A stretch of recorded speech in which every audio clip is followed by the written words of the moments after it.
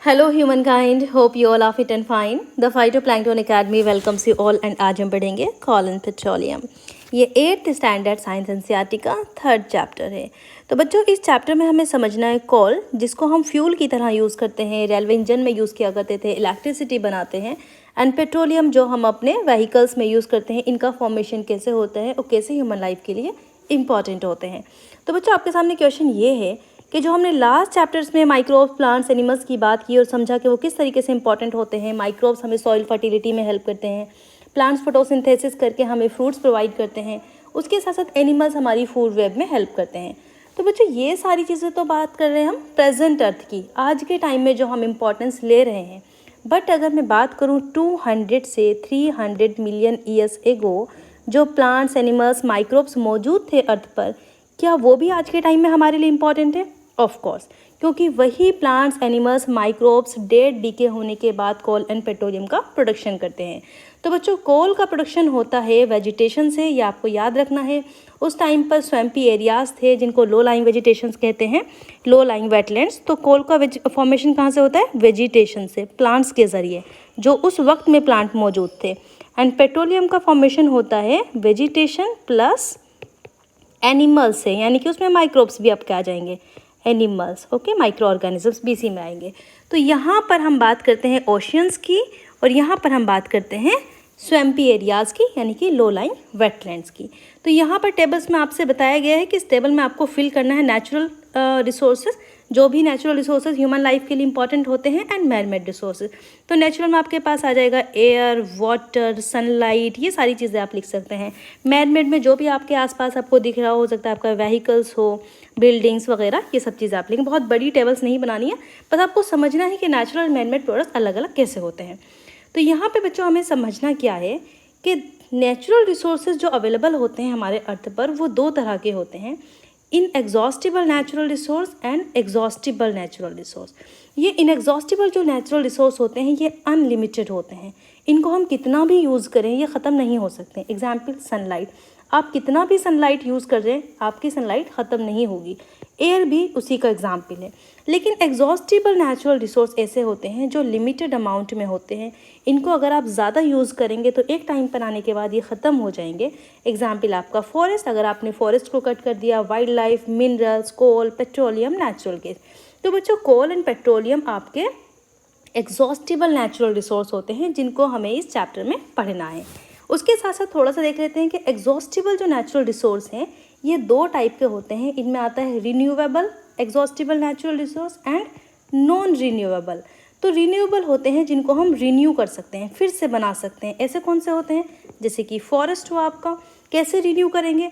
इनको हम ह्यूमन का जो टाइम स्केल है, एक ह्यूमन की लाइफ को अगर हम 100 ईयर्स की माने एग्जाम्पल के तौर पे, क्योंकि 100 से ज़्यादा तो नहीं होती ना एवरेज में, तो 0 से 100 के बीच में जो भी है हम अपने प्लांट्स को ग्रो करा सकते हैं, ठीक है। लेकिन जो आपका कोल एंड पेट्रोलियम है बच्चों, इनको बनाने के लिए हमें मिलियंस ऑफ ईयर्स की ज़रूरत पड़ती है, तो हम इनको फिर से प्रोड्यूस नहीं करा सकते। इस वजह से ये आपके आते हैं नॉन रिन्यूएबल रिसोर्स। आपको समझ आया इनएग्जॉस्टिबल एंड एग्जॉस्टिबल में फ़र्क?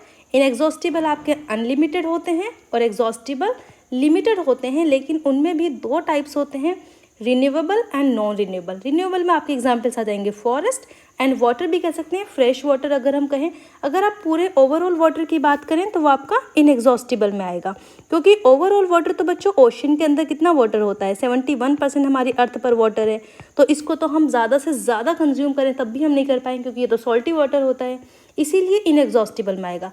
लेकिन एग्जॉस्टिबल में आता है हमारा फ्रेश वाटर, जो कि कितना मौजूद होता है? सिर्फ 2.5%, ठीक है।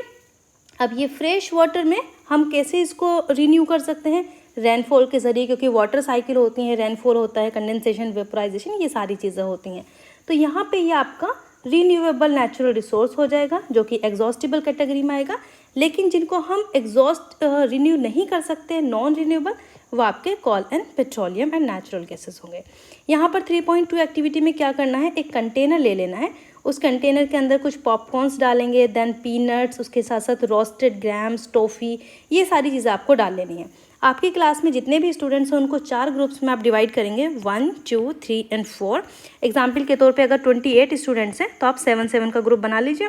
उसमें से एक ग्रुप को आप कहेंगे first generation, then second group को कहेंगे सेकेंड जनरेशन, थर्ड ग्रुप को कहेंगे third generation and fourth generation. उसके बाद आपको कहना है फर्स्ट जनरेशन से कि आप जाके इसमें से अपना कुछ भी सामान ले सकते हैं। तो वो बच्चे क्या करेंगे, 7th स्टूडेंट यहाँ से कुछ पीनट्स लेंगे, कुछ पॉपकॉर्न्स लेंगे, इस तरीके से वो उठाएंगे। उसके बाद कहेंगे सेकंड जनरेशन से, तो सेकंड जनरेशन जाके उठाएगी उसमें से कुछ कुछ सामान जो भी अवेलेबल होगा। उसके बाद थर्ड जनरेशन से। तो बच्चों हम क्या देखेंगे, मान लो अगर फर्स्ट जनरेशन ने बहुत ज़्यादा सामान वहाँ से उठा लिया तो सेकंड जनरेशन के लिए थोड़ा सा कम अवेलेबल होगा। ओके, उसके बाद जब सेकंड जनरेशन उसमें से थोड़ा सा उठाएगी तो थर्ड जनरेशन के लिए तो बहुत ही कम अवेलेबल होगा, तो थर्ड जनरेशन वो सारा उठा लेगी। तो क्या होगा, फोर्थ जनरेशन को कुछ भी नहीं मिलेगा। ये प्रोबेबिलिटी हो सकती है। तो हमें क्या समझना है यहाँ पर कि जो रिसोर्सेज हमारे एग्जॉस्टिबल होते हैं, जिनको हम यूज अप कर लेते हैं और आने वाली जनरेशन के लिए नहीं बचते, तो उनको हमें कंजर्व करना चाहिए। यहाँ पे हम बात कर रहे हैं कोल एंड पेट्रोलियम की, क्योंकि कोल एंड पेट्रोलियम ऐसे प्रोडक्ट हैं जो कि एग्जॉस्टिबल हैं। अगर हम उनको पूरा यूज़ कर लेंगे तो हमारी आने वाली जनरेशन के लिए कुछ भी नहीं बचेगा। तो ये इस एक्टिविटी में आपको यही समझाया है। ओके बच्चों, exhaustible natural resource like coal, petroleum and natural gas, exhaustible natural resource coal, petroleum and natural resource, सिर्फ यही इसमें बात की गई है। These were formed from the dead remains of living organisms, fossils, and these are known as fossil fuels। इसीलिए हम इनको fossil fuels कहते हैं। यहाँ पे हम कोल के बारे में समझ लेते हैं, क्योंकि डिटेल में हम कोल को ही कवर करने वाले हैं। इट इज़ हार्ड, स्टोन की तरह हार्ड होता है, ब्लैक होता है कलर में, and it is one of the fuel use to cook food. हम जब फूड को कुक करते हैं तो इसको फ्यूल की तरह यूज़ करते हैं, रेलवे इंजन्स में हम इसको यूज़ करते हैं। उसके साथ साथ हम इससे इलेक्ट्रिसिटी भी बनाते हैं। तो बच्चों इंडिया के अंदर सबसे ज़्यादा इलेक्ट्रिसिटी बनाई जाती है कोल के ज़रिए। आप कह सकते हैं कि इंडिया का जो 3/4 एरिया है वहाँ तक इलेक्ट्रिसिटी कोल के ज़रिए ही पहुँचाई जाती है। Coal is also use as a fuel in the various industries. बहुत सारी इंडस्ट्रीज़ में भी ये फ्यूल की तरह यूज़ होता है। हालांकि हमारी गवर्नमेंट ऑफ इंडिया इसको मना करती है, इसको प्रिवेंट करने की कोशिश कर रही है कि हम इलेक्ट्रिसिटी अपनी अदर रिन्यूएबल रिसोर्स से बना सकते हैं। जैसे कि आपका सोलर एनर्जी पे हम फोकस कर रहे हैं, सोलर प्लांट लगाते हैं, विंड एनर्जी पे हम अपना फोकस ट्रांसफ़र कर रहे हैं, इस तरीके से। अच्छा चलिए कोल की स्टोरी पढ़ लेते हैं, ये कैसे फॉर्म हुआ। तो अभी मैंने आपको बताया कि 300 मिलियन ईयर्स एगो जो अर्थ के अंदर डेंस फॉरेस्ट थे लो लाइंग वेटलैंड एरियाज़ में। ये क्या होते हैं लो लाइंग वेटलैंड एरिया, ऐसे आप देख सकते हैं। यहाँ पे प्लांट्स भी मौजूद है, उसके साथ साथ वाटर भी मौजूद है, इस तरह के तरीके से। ठीक है, वहाँ पर क्या हुआ, ड्यू टू नेचुरल प्रोसेस, कुछ इस तरह के नेचुरल प्रोसेस में वहाँ पे फ्लडिंग हुई, फॉरेस्ट बरीड हो गए अंडर द सॉइल, और उसके बाद वो सॉइल के अंदर डिपॉजिट हो गए, कंप्रेस्ड हुए वहाँ पे, क्योंकि सॉइल की लेयर्स पे लेयर्स आने लगी उनके ऊपर। तो वहाँ पर क्या हुआ, प्रेशर राइज हुआ, टेम्परेचर राइज हुआ, हाई प्रेशर हाई टेम्परेचर की कंडीशंस में जो डेड प्लांट्स थे द स्लोली कन्वर्टेड टू कोल। तो वो डेड प्लांट स्लोली कोल में कन्वर्ट हो जाते हैं। यहाँ अगर आप पिक्चर में देखेंगे, ये वेटलैंड्स वाला एरिया मैंने सिर्फ रिप्रेजेंटेशन के लिए लगाया है। यहाँ पर आप देखेंगे कि प्लांट्स इस तरीके से ये डेड होकर यहाँ पे डिपॉजिट हो जाते हैं, और फिर उसके बाद यहाँ पे कोल का फॉर्मेशन होता है। इस कोल मेनली कंटेंस कार्बन, इसमें कहा गया है कि कोल में मेनली कार्बन होता है। इस वजह से इस स्लो प्रोसेस को conversion of dead vegetation into coal is called carbonisation. तो बच्चों ये जो टर्म यहाँ पे यूज़ की गई है कार्बोनाइजेशन, इसका रीज़न ये है क्योंकि ये बता रहे हैं कि कोल के अंदर कार्बन का अमाउंट ज़्यादा होता है, इसलिए हम कार्बोनाइजेशन कहते हैं। हालांकि ये प्रोसेस थोड़ा सा नहीं बहुत स्लो होता है, तो इसको हम कार्बोनाइजेशन ना कहकर कॉलिफिकेशन कहते हैं, क्योंकि यहाँ पे बच्चों कोल का फॉर्मेशन हो रहा है, और कॉलिफिकेशन का जो प्रोसेस होता है ये स्लो प्रोसेस होता है। हालांकि अगर हम कार्बोनाइजेशन प्रोसेस की बात करें तो ये बहुत फास्ट प्रोसेस होता है। तो ये टर्म यहाँ पे यूज़ करना सही नहीं है। ये कहाँ पे यूज़ होगी ये मैं भी आपको बताऊँगी। Since it was formed from the remains of vegetation coal is also called fossil fuel. क्योंकि ये जो वेजिटेशन है उसके रिमेन्स से बनता है, इसीलिए हम इसको फॉसिल फ्यूल्स भी कहते हैं। तो बच्चों एनसीईआरटी ने ये जो टर्म यूज़ की है कार्बोनाइजेशन, इसको हम देखेंगे यहाँ पे। कार्बोनाइजेशन क्या होता है, इसको हम डेस्ट्रक्टिव डिस्टिलेशन भी कहते हैं। एक्चुअली में कार्बोनाइजेशन आपका एक एनालिटिकल प्रोसेस है, यानी कि हम एक लेबोरेटरी के थ्रू इसको करते हैं, जबकि क्वालिफिकेशन जो है आपका नेचुरल प्रोसेस है। ठीक है, और ये स्लो होता है, क्वालिफिकेशन आपका स्लो होता है, कार्बोनाइजेशन आपका फास्ट होता है। हालांकि पर्पस इसमें कोल का फॉर्मेशन है, और इसमें क्या पर्पस है, कार्बन के जो सब्सटेंस है, अलग अलग तरीके के कार्बन के प्रोडक्ट्स हैं उनको बनना है। तो यहाँ पे क्या होता है, इसको अभी मैं आगे डिटेल में पढ़ाऊंगी, पहले यहाँ पे हम देख लेते हैं कि किस तरीके से कॉल का फॉर्मेशन हुआ। तो मैंने आपको बताया कि यहाँ पे वेजिटेशन सबमर्ज हो गई हैं। उसके बाद इसमें फर्स्ट प्रोसेस होता है पीटिफिकेशन, ओके, जिसमें होता है पीट का फॉर्मेशन, ये पीटिफिकेशन। और ये पीट आपका कोल नहीं होता, ये आपको ध्यान रखना है। उसके बाद कोल का फॉर्मेशन होता है, तो उस प्रोसेस को हम कहते हैं कॉलिफिकेशन, कॉलिफिकेशन यानी कोल का फॉर्मेशन। तो यहाँ पे कुछ स्टेजेस होती हैं। पहले लिग्नाइट फॉर्म होता है जो कि ब्राउन कलर का होगा, उसके बाद बिटुमिनस कोल होता है, उसके बाद एंथ्रासाइट। तो इस तरीके से जब ये कोल का फॉर्मेशन होता है तो यहाँ पे कार्बन का जो अमाउंट है वो बढ़ता चला जाता है और जो वाटर का अमाउंट है वो घट जाता है, ठीक है। तो यहाँ पे कार्बन का अमाउंट सबसे ज़्यादा किस में मिलेगा, एंथ्रासाइट में, इसीलिए ये डार्क ब्लैक कलर का होता है और हार्ड कोल होता है। तो यहाँ पे आप पिक्चर्स में देख सकते हैं, ये ब्राउन कोल बनेगा, लिग्नाइट जिसको बोलते हैं, उसके बाद ब्लैक कोल, सबसे लास्ट में आपका एंथ्रासाइट होता है, क्योंकि यहाँ पे प्रेशर की कंडीशन बढ़ती जाती है, टेम्परेचर की कंडीशन बढ़ती जाती है। इसी से रिलेटेड एक क्वेश्चन पूछा गया है यूपीएससी सीएससी 1999 में। यहाँ पे पूछा है which one of the following types of coal contains a high percentage of carbon than the rest types of. तो सबसे ज़्यादा कार्बन की कंसंट्रेशन कहाँ पर होगी, एंथ्रासाइट में, D would be correct answer. अच्छा, कार्बोनाइजेशन की जो हम बात कर रहे थे वो क्या होता है, कार्बोनाइजेशन होता है डिस्ट्रक्टिव डिस्टिलेशन ऑफ कोल, यानी कि जो कोल हम ऑलरेडी फाइंड कर चुके हैं क्वालिफिकेशन के थ्रू, उसका प्रोसेस करते हैं, पायरोलिसिस होता है, हाई हीट हम प्रोवाइड करते हैं और उससे अलग अलग प्रोडक्ट्स फॉर्म होते हैं। तो यहाँ पे क्या होता है बच्चों, जो भी हमारे पास ऑर्गेनिक मैटर है, इसमें भी यूज़ ऑर्गेनिक मैटर का ही होता है, जो कि वुड वगैरह हुआ, वो ऑर्गेनिक मैटर हम यूज़ करेंगे और यहाँ पे हम हीट देंगे, हाई टेम्परेचर हाई प्रेशर देंगे इस कंडीशन में, एंड ऑक्सीजन की एब्सेंस रखेंगे, ठीक है। इस कंडीशन में हम इसको हीट करेंगे तो यहाँ पे कुछ गैसेस होंगी, जो वोलेटाइल गैसेस होंगी वो यहाँ से निकलने लगेंगी, ठीक है। यहाँ पे कुछ अमाउंट्स गैसेस का इकट्ठा हो जाता है जिसको हम कार्बन भी कहते हैं, ठीक है, एंड कार्बन पार्टिकल्स।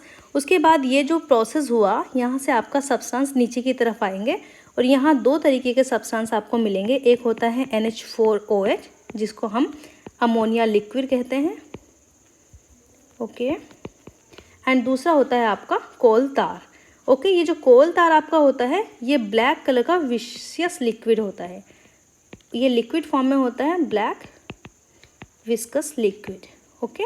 और इस ब्लैक तार से ही बच्चों, कोल तार से ही आपकी नैफ्थलीन बॉल बनती है, ये अभी हम आगे पढ़ेंगे तो आपको समझ आ जाएगा, ठीक है। तो क्या हुआ, यहाँ पे जब उसको हमने हीट किया तो कुछ सब्सटेंस यहाँ पे रह गया ना, क्योंकि यहाँ से आपकी गैसेस रिलीज़ हुई, लिक्विड रिलीज़ हुआ, अदर प्रोडक्ट्स यहाँ पे फॉर्म हुए, ये कोल्ड वाटर है, अदर है।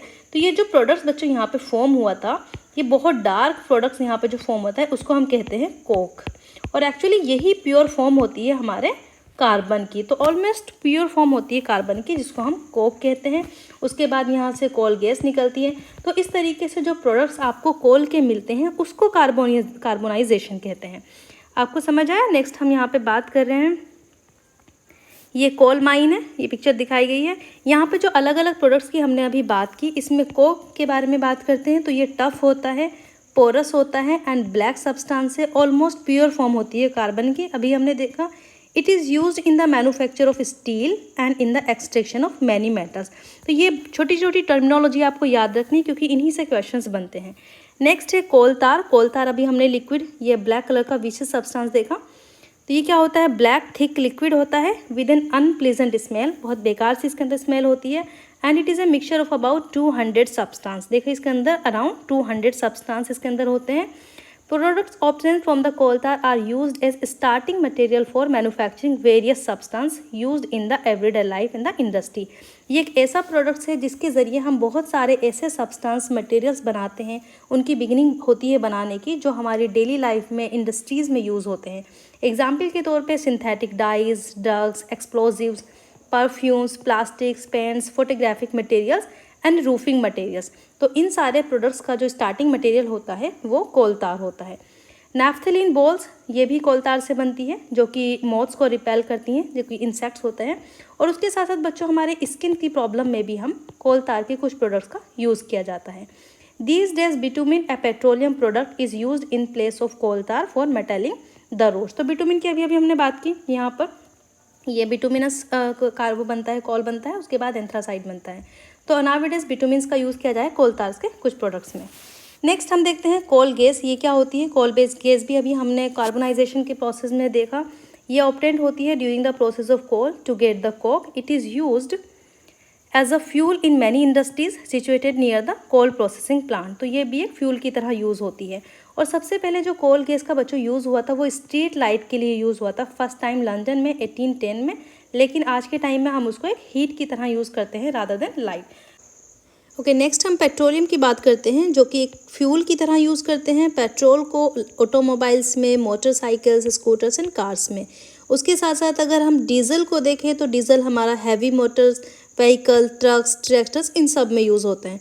तो बच्चों ये दोनों प्रोडक्ट्स पेट्रोल्स एंड डीजल्स ये हमें ऑब्टेन्स होते हैं पेट्रोलियम से। तो हमें समझना होगा कि पेट्रोलियम कहाँ से ऑब्टेन होता है।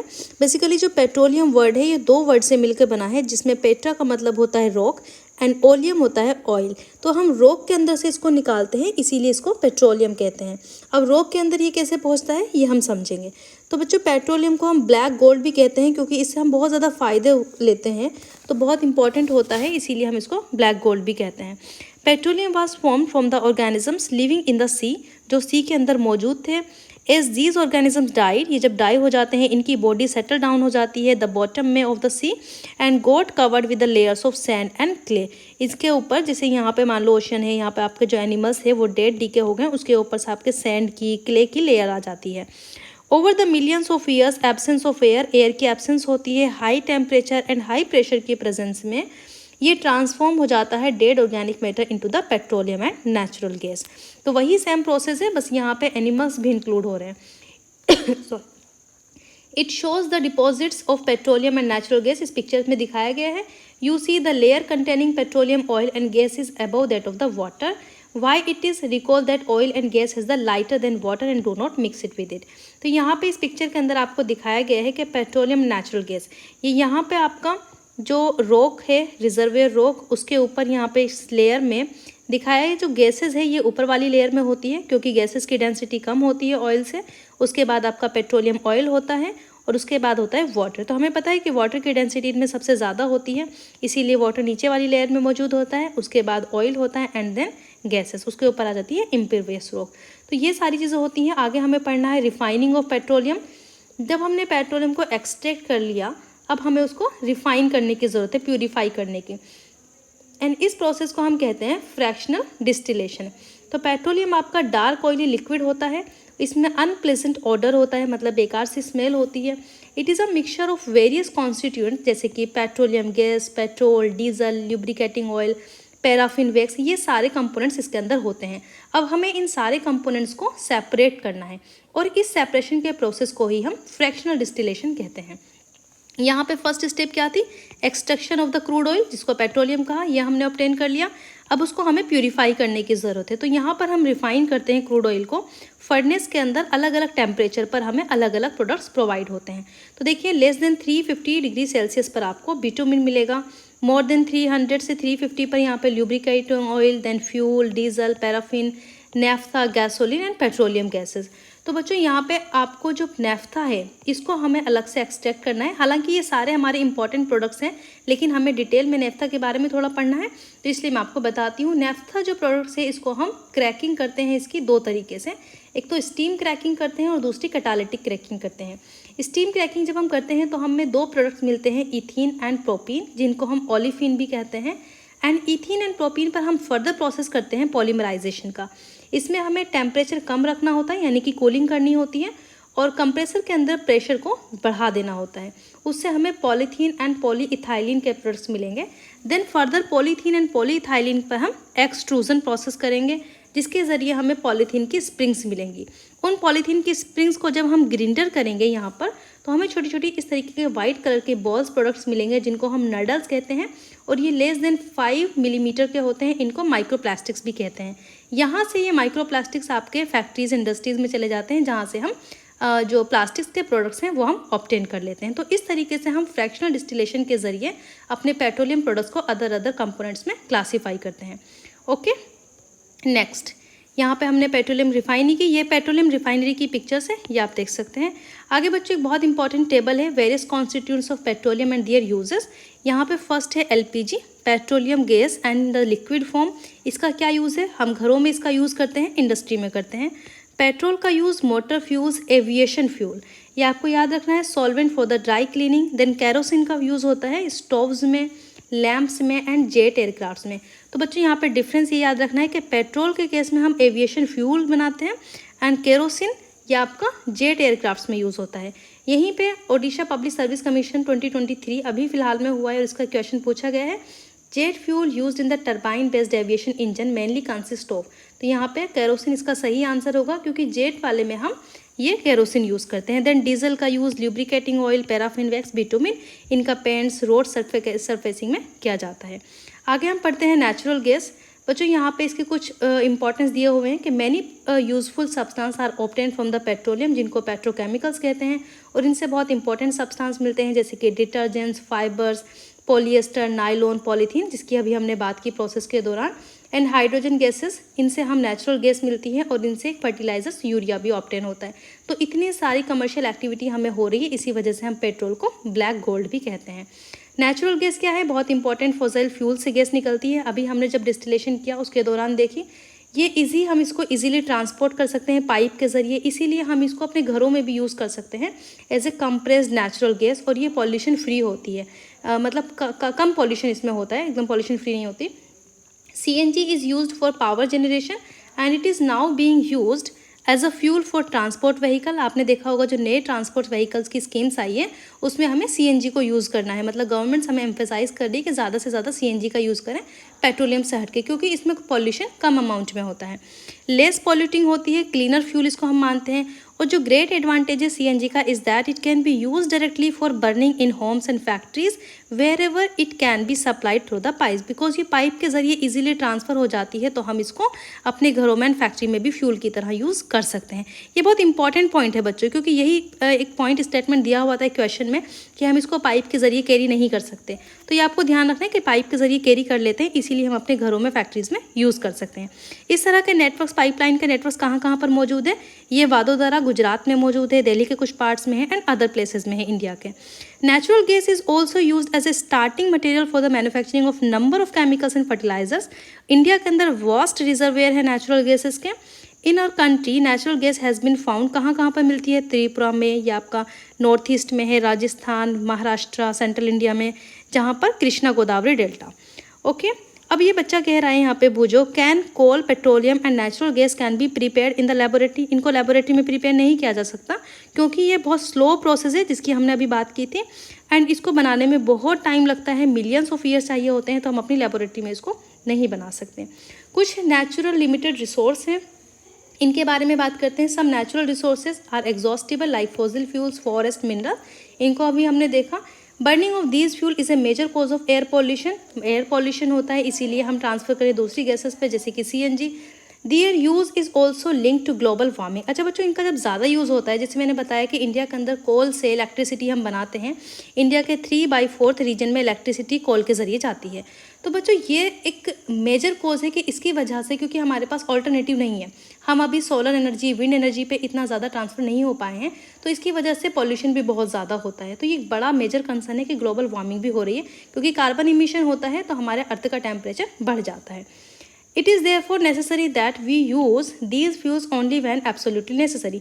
इसीलिए हमें समझना चाहिए कि हमें इनका तभी यूज़ करना चाहिए जब ये हमारे लिए बहुत ज़्यादा ज़रूरी हो। कहने का मतलब है कि अगर आपको घर से बाहर जाना है तो बेहतर है कि आप, अगर वॉकिंग डिस्टेंस है तो आप इजीली चले जाएं, अपनी स्कूटी का यूज़ ना करें, ज़्यादा दूरी पर हैं तो आप साइकिल का यूज़ कर लें। तो बेहतर है कि आप कम से कम रिसोर्सेज का यूज़ करें, ताकि अभी भी हम हेल्दी रहें और अपने आने वाली जनरेशन के लिए इन रिसोर्सेज को छोड़ कर भी जाएँ। ओके, इंडिया के अंदर का पेट्रोलियम कंजर्वेशन रिसर्च एसोसिएशन है जो हमें एडवाइस करता है कि जब हमें अगर हमें पेट्रोल एंड डीजल को सेव करना है तो कुछ टिप्स यहाँ पे दी हुई हैं कि जब हम अपना ड्राइव करते हैं तो उस टाइम पर हमें बहुत कांस्टेंट स्पीड रखनी चाहिए या मॉडरेट स्पीड रखें जितना ज़्यादा पॉसिबल हो। कहने का मतलब है कि अगर बार बार स्पीड तेज़ करेंगे या फिर आप बार बार अपनी गाड़ी को रोकेंगे तो उससे क्या होगा, आपको ज़्यादा चार्ज, मतलब उसको एकदम से स्टार्ट करने की ज़रूरत पड़ती है तो उसमें ज़्यादा पेट्रोल यूज़ होता है। स्विच ऑफ इंजन, जब आपको इंजन ऑफ कर देना है जब आप ट्रैफिक लाइट पर हों या फिर वेटिंग में हो कहीं पर, टायर के प्रेशर का ध्यान रखना है, क्योंकि अगर टायर में प्रेशर कम होता है तब भी डीजल ज़्यादा लगता है गाड़ी में। Ensure regular maintenance of the vehicle, क्योंकि अगर आपका मेंटेनेंस व्हीकल्स की रेगुलर नहीं होती, उसमें कुछ खराबी होती है, तब भी वो ज़्यादा डीजल कंज्यूम करता है। तो बच्चों, it was all about this chapter. If you have any confusion you can ask to me. Thank you.